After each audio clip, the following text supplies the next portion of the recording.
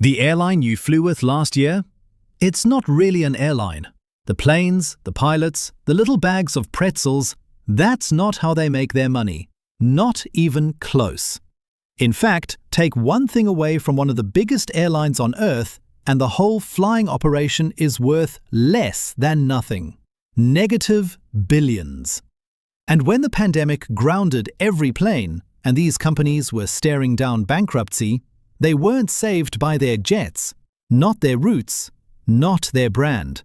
They were saved by the points. The frequent flyer miles rotting in your account that you've never even bothered to spend.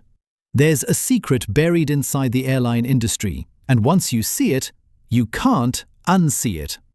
These aren't really flying companies anymore. They've quietly turned into something else. Something with almost nothing to do with getting you from A to B. Today, I'll show you what an airline really is. Welcome to the secret economics of everyday things.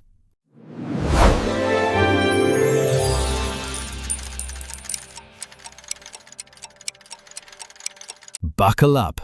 Let's start with a genuinely mad fact, and then spend the rest of this video explaining how on earth it can be true.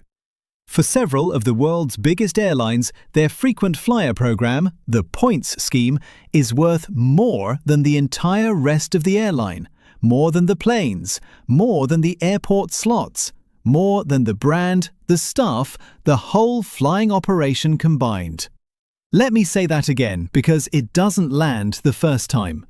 The little point system you signed up for to get a free flight one day is, by some analyses, the single most valuable thing the airline owns, worth more than the actual aeroplanes. How? How can a point scheme be worth more than a fleet of jets? To understand that, you have to understand what a mile actually is and where it comes from. You probably think you earn airline miles by flying, right? Take a flight, get some miles. Simple. First twist, most miles today aren't earned in the air at all. They're earned on the ground, with a credit card, buying petrol, doing the weekly shop, paying for your coffee. The flying is now almost a sideshow. And that tells you something huge. If you can earn miles without ever going near an airport, then the airline must be handing those miles to somebody else to give out. And it is. Here's the secret. The airline sells its miles, in bulk, for real, cold, hard cash, to banks. Here's how it works, and it's one of the most beautiful business models ever invented. The airline creates miles out of thin air. Literally, they just decide miles exist. They cost basically nothing to make. Then they sell those miles, by the billion, to the credit card companies.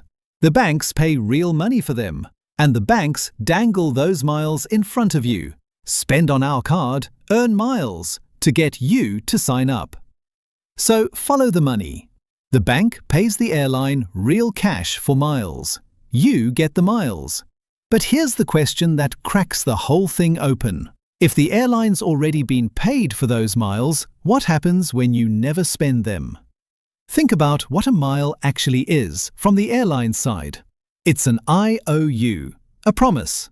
One day we'll give you a flight for these. But you have to actually redeem it for that to cost them anything.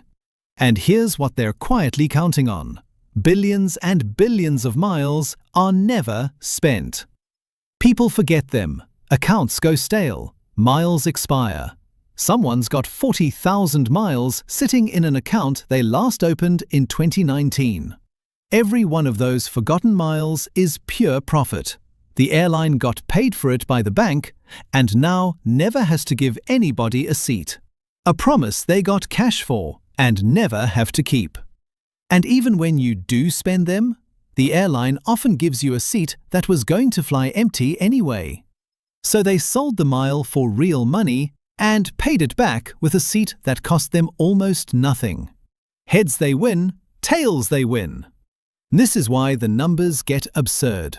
For a company like Delta, its deal with one credit card partner, American Express, brings in something like $7 billion a year. $7 billion from selling made-up points to a bank. Which raises the real question. If this is so profitable, how come most people only found out how big it was during a global disaster? 2020. The world shuts down. Planes parked in the desert, wingtip to wingtip. No flights, no passengers, no ticket money. Airlines burning through cash, facing total collapse. They need to borrow enormous sums to survive. And to borrow, you need collateral, something valuable to put up as security.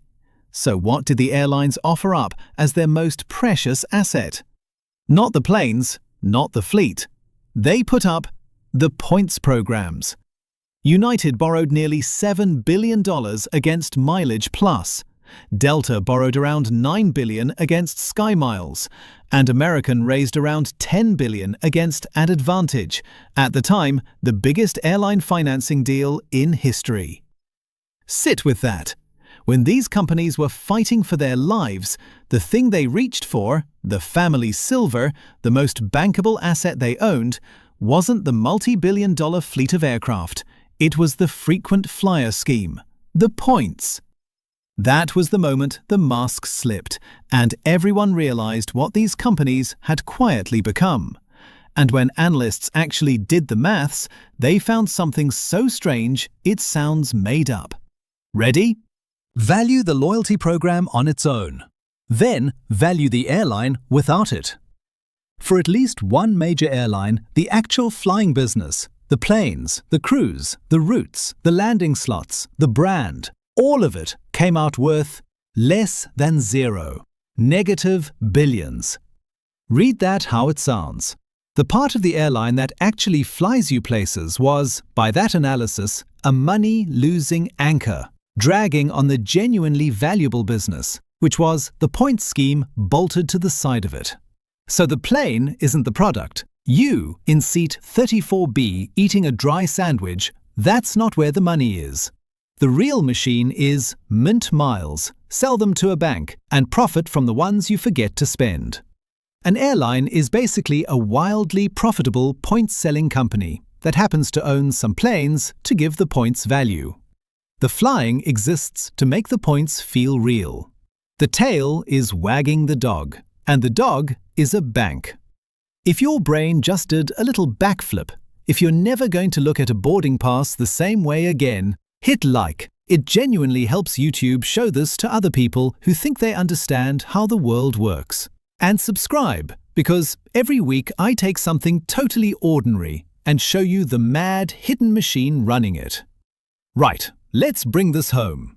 So what does all this actually mean for you, standing in the security queue with your shoes off? A few genuinely useful things. First, those miles you're hoarding for a big trip one day, the airline is banking on you doing exactly that, hoarding, forgetting, letting them expire. Every mile you don't spend is a gift to them. The single smartest thing you can do with miles is use them sooner than you think, because their value quietly goes down over time as airlines make them worth less. Hoarded miles are a melting ice cube. Second, now you get why airlines push those credit cards so hard, why the sign-up bonuses are so juicy. It's not really about your loyalty to the airline. You're being recruited into the actual product, a bank and points machine where your everyday spending mints their money. You're not the customer. Your spending is the raw material. And third, the big one. An airline isn't a company that flies planes and runs a little points scheme on the side. It's a company that runs a wildly profitable points scheme and flies planes on the side to keep the points believable. So next time you're on a plane, wedged in economy, tray table down, wondering how this airline makes any money charging so little for the flight, now you know. They're barely making it from the flight at all. The person back on the ground, tapping their credit card on a coffee, is worth more to that airline than the ticket that put you in the sky. It's the same trick this whole channel keeps uncovering, just at 30,000 feet. The thing being sold to you is almost never where the money actually is. The airline sells you a flight. It makes its fortune selling little imaginary points to a bank. And the maddest part? Completely legal, wildly profitable, and running quietly in the background of nearly every flight you've ever taken. You just never looked behind the curtain. Now you can't stop. If I just permanently changed how you see air travel, subscribe. It's free, it's weekly, and I'll keep pulling back the curtain on the ordinary stuff around you. And the big question, be honest. Now you know they're hoping you forget. How many unused air miles are you sitting on right now? Drop the number below. Biggest forgotten stash wins my respect and a stern telling off to go book something. See you in the next one.